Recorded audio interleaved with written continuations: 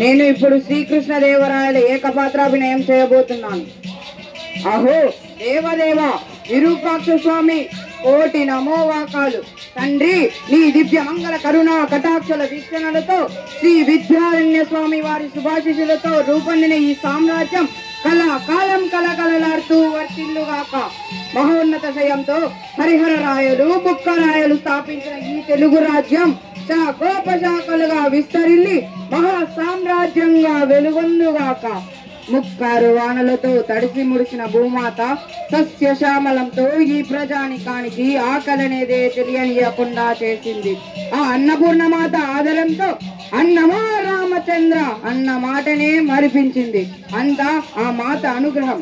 అస్మదీయ భుజ పరాక్రమముతో అటు చతుర్దశ దిగ్విజయంతో అటు గజపతులు ఇటు బహుమని సుల్తానులు ఒకరేమిటి అన్ని వైపుల వారు తమ తమ స్నేహస్థానులు చాచి శాంతిని చేకూర్చడం ఆ విరూపాక్షుని కరుణా విశేషం.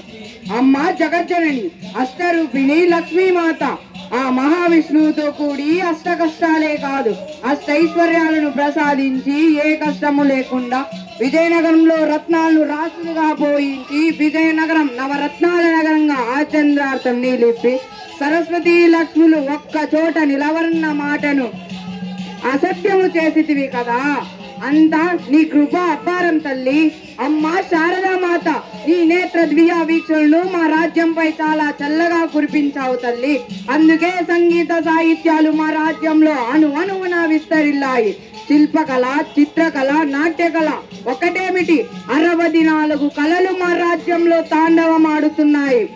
తిరుమల, కాళహస్తి మున్నగ ఆలయాల్లోని శిల్ప వైచిత్రి 1000 ఏళ్లు దాటినా అలాగే నిలిచి ఉండి మా కీర్తిని దశ చాటుతున్నాయి కదా. ఆంధ్ర కవితా పితామహ అల్లసాని పెద్దనాది మహాకవుల కలం నుండి జాలువారిన మను చరిత్రాది ప్రబంధ రాజ్యాలనంతటి రకవి మండలికి వరబడి పెట్టుగాక.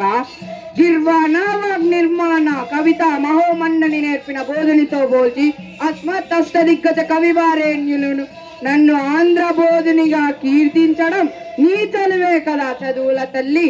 కవి పండిత పోషకత్వమే కాక నీ ప్రియపుత్రునిగా